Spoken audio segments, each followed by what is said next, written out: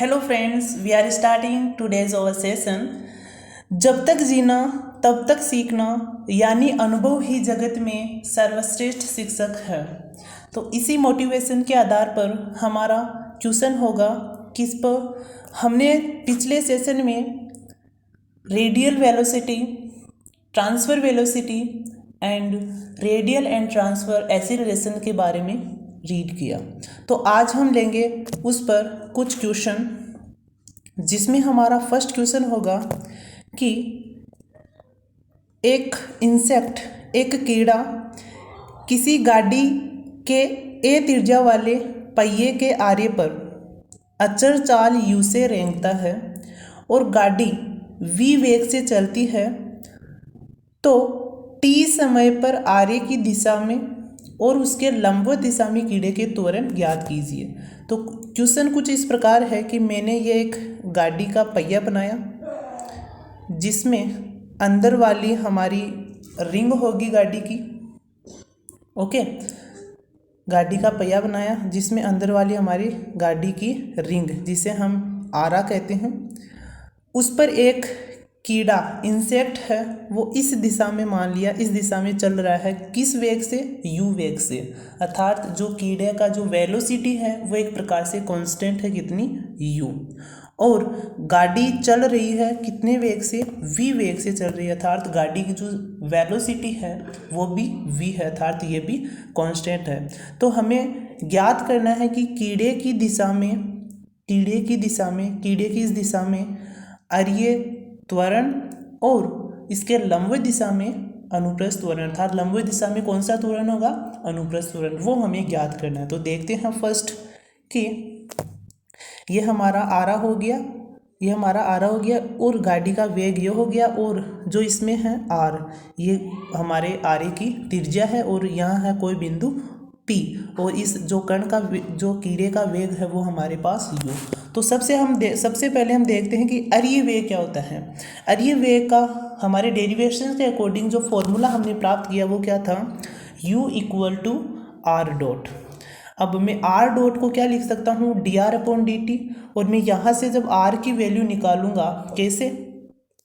u और dt यहाँ तक ले आऊँगा मैं, यानी कि मेरे पास जो टोटल फंक्शन क्या हो जाएगा, इससे मैं r की वैल्यू कैसे निकालूंगा? u is equal to dr/dt है, और dt u इक्वल टू क्या हो जाएगा? dr। दोनों पक्षों का जब इंटीग्रेशन करूँगा तो मेरे पास क्या हो जाएगा कि ut इक्वल टू r हो जाएगा। तो मैं r की वैल्यू कुछ इस तरह ज्ञात करूँगा और मेरे पास r की वैल्यू प्राप्त हो जाएगी। अनुप्रस्थ वेग हमारे पास क्या है कि कीड़े की दिशा में हमने अरीय वेग ज्ञात निकाला, और अनुप्रस्थ वेग क्या है? r थीटा डॉट, जो हमारे पास कितना है? v। अर्थात जो गाड़ी का पहिए का जो वेग है वो ही हमारा अनुप्रस्थ वेग कहलाएगा, क्योंकि ये इस पर लंबवत है, तो यही वेग क्या हो गया? अनुप्रस्थ वेग हो गया। और v इज इक्वल टू क्या हो जाएगा? a theta dot. अब हमें प्राप्त क्या करना है?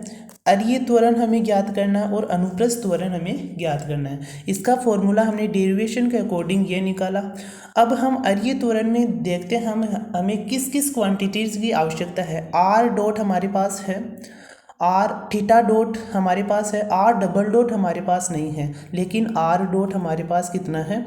हमारे पास आर डॉट है u, और u हमारे पास क्या है? कांस्टेंट। और जब मैं इसका r डबल डॉट ज्ञात करता हूँ तो कांस्टेंट का डिफरेंशिएशन, उसका अवकलन क्या होता है? 0। तो r डॉट की वैल्यू हमें 0 प्राप्त हो जाती है। इसी तरह जब अरीय त्वरण में हमारी वैल्यू को पुट करते हैं, r डॉट की वैल्यू 0 रखते हैं और r की वैल्यू हम r रखते हैं, और यहाँ से मैं थीटा डॉट की वैल्यू ज्ञात कर सकता हूँ। थीटा डॉट इक्वल टू क्या हो जाएगा? v/a। तो v²/a²। तो मुझे टोटल जो अरीय त्वरण की वैल्यू प्राप्त हो जाती है वो कितनी प्राप्त हो जाती है? v² ut/a²। अब हम देखते हैं कि जो हमारा अनुप्रस्थ त्वरण है, हमें इसमें किस किस की क्वांटिटीज की आवश्यकता हो रही है? 2r डॉट थीटा डॉट है, थीटा डबल डॉट हमारे पास प्राप्त नहीं है, अर्थात जो कोणीय त्वरण है वो हमें प्राप्त नहीं है, लेकिन थीटा जो कोणीय वेग है वो हमें प्राप्त है। कौन सा? वो कितना है? v। अनुप्रस्थ वेग कितना है? v। और जब ये भी हमारे पास कांस्टेंट है, तो इसी तरह थीटा डबल डॉट भी क्या हो जाएगा? 0। कब? जब इसका डिफरेंशिएशन करेंगे, क्योंकि कांस्टेंट क्वांटिटीज़ का जो डिफ्रेंशिएशन जब हम करते हैं तो उसकी वैल्यू हमें 0 प्राप्त हो जाता है। तो जो हमारा प्राप्त रेमिफिकेशन है, जो रिजल्ट है अनुप्रस्थ त्वरण का, वो इस प्रकार प्राप्त हो जाए 2uv/a। कैसे? जब इस फॉर्मूले में हमारे पास जो अवेलेबल जो वैल्यूज़ है r dot theta dot, r dot की वैल्यू u और थीटा डॉट की वैल्यू v जो मैं रखता हूँ v/a, तो टोटल जो रेमिफिकेशन प्राप्त होता है वो हमें क्या प्राप्त होता है 2uv/a। तो इसी के आधार पर अपना नेक्स्ट क्वेश्चन लेते हैं कि यदि एक कण समतल वक्र में एक गतिमान बिंदु का मूल बिंदु के सापेक्ष कोणीय वेग, मूल बिंदु के सापेक्ष कोणीय वेग क्या है? अचर है। कोणीय वेग का क्या होता है हमारे पास? थीटा डॉट कितना है इसमें? अचर, यानी कि ओमेगा ले लेता हूँ मैं। ओके, तो सिद्ध कीजिए कि उसका अनुप्रस्थ त्वरण अरीय वेग के क्या होगा? समानुपाती होगा। तो हमें सिद्ध करना है क्या? अनुप्रस्थ त्वरण समानुपात में होगा अरीय वेग के।